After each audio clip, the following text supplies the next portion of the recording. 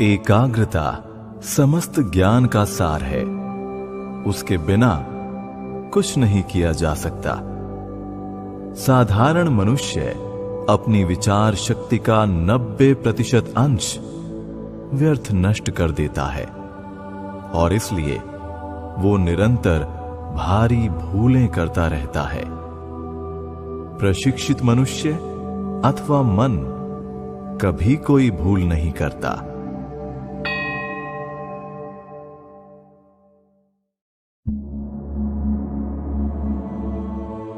मेरे विचार से तो शिक्षा का सार मन की एकाग्रता प्राप्त करना है, तथ्यों का संकलन नहीं।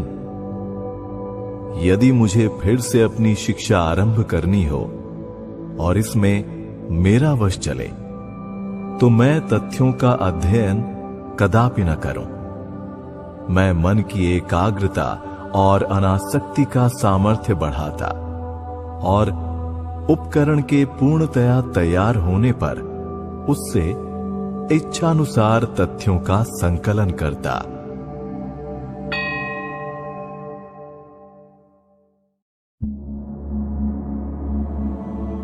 एक विचार लो, उसी विचार को अपना जीवन बनाओ, उसी का चिंतन करो, उसी का स्वप्न देखो और उसी में जीवन बिताओ।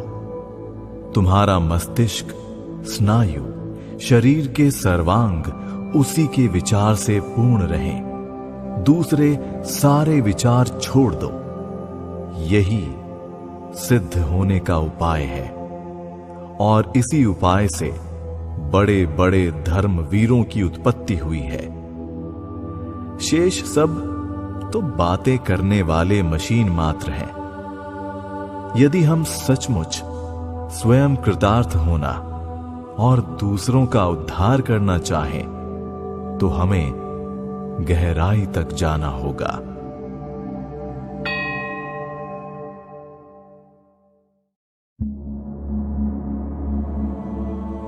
ज्ञान की प्राप्ति के लिए एकमात्र उपाय है एकाग्रता।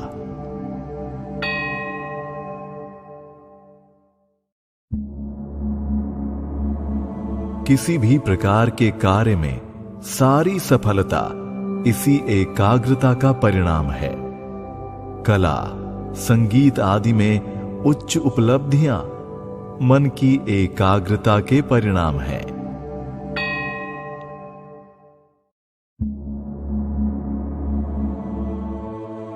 जिस काम में जितनी अधिक एकाग्रता होगी वो कार्य उतने ही अधिक अच्छे प्रकार से संपन्न होगा।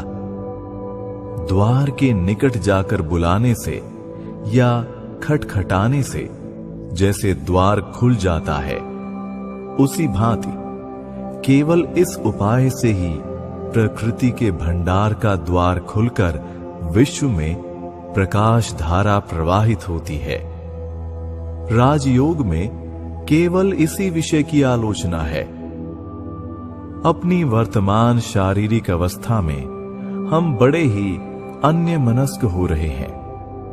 हमारा मन इस समय सैकड़ों ओर दौड़कर अपना शक्ति क्षय कर रहा है। जब कभी मैं व्यर्थ की सब चिंताओं को छोड़कर ज्ञान लाभ के उद्देश्य से मन को स्थिर करने की चेष्टा करता हूं, तब न जाने कहां से मस्तिष्क में हजारों बाधाएं आ जाती हैं। हजारों चिंताएं मन में एक संग आकर उसको चंचल कर देती हैं। किस प्रकार से इन सब का नियंत्रण कर मन को वशीभूत किया जाए, यही राजयोग का एकमात्र आलोच्य विषय है।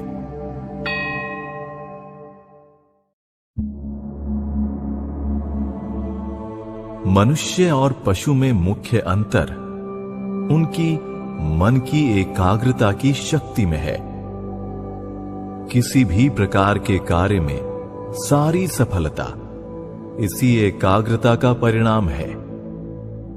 एकाग्रता के बारे में कुछ न कुछ प्रत्येक व्यक्ति जानता है। हम इसके परिणाम नित्य देखते हैं। कला, संगीत आदि में उच्च उपलब्धियां मन की एकाग्रता के परिणाम है। पशु में मन की एकाग्रता की शक्ति बहुत कम होती है।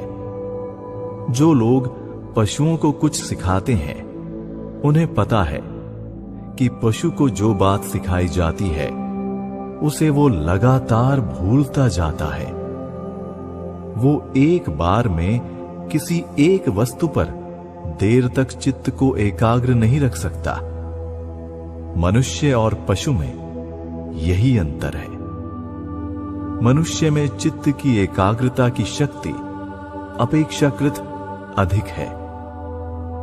एकाग्रता की शक्ति में अंतर के कारण ही एक मनुष्य दूसरे मनुष्य से भिन्न होता है।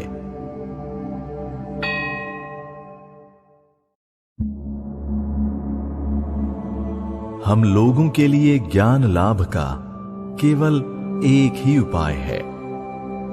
निम्नतम मनुष्य से लेकर सर्वोच्च योगी तक को उसी उपाय का अवलंबन करना पड़ता है। ये उपाय है एकाग्रता। रसायनविद जब अपनी प्रयोगशाला में काम करते हैं, तब वे अपने मन की सारी शक्ति को एकत्र कर लेते हैं, केंद्रीभूत कर लेते हैं, और उस केंद्रभूत शक्ति का मूल पदार्थों के ऊपर प्रयोग करते ही वे सब विश्लेषित हो जाते हैं, और इस प्रकार वे उनका ज्ञान लाभ करने में समर्थ होते हैं। ज्योतिर्विद भी अपनी समग्र मन शक्ति को एकीभूत कर, केंद्रीभूत कर, दूरवीक्षण यंत्र के माध्यम से वस्तु के ऊपर प्रयोग करते हैं, जिससे घूमने वाले तारे और ग्रहमंडल उनके निकट अपने रहस्य उद्घाटित करते हैं। चाहे विद्वान अध्यापक हो, चाहे मेधावी छात्र हो, चाहे अन्य कोई भी हो, यदि वो किसी विषय को जानने की चेष्टा कर रहा है तो उसको उपर्युक्त प्रथा से ही काम लेना पड़ेगा। ये एकाग्रता जितनी अधिक होगी, उतना ही अधिक मनुष्य ज्ञान लाभ करेंगे।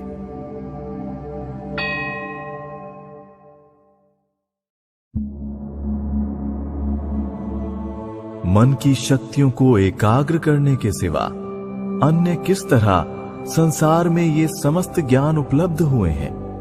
यदि प्रकृति के द्वार पर कैसे खटखटाना चाहिए, उस पर कैसे आघात देना चाहिए, केवल ये ज्ञात हो गया तो बस प्रकृति अपना सारा रहस्य खोल देती है।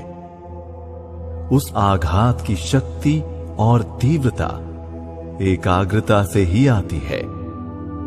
मानव मन की शक्ति की कोई सीमा नहीं। वो जितना ही एकाग्र होता है, उतनी ही उसकी शक्ति एक लक्ष्य पर केंद्रित होती है। यही रहस्य है।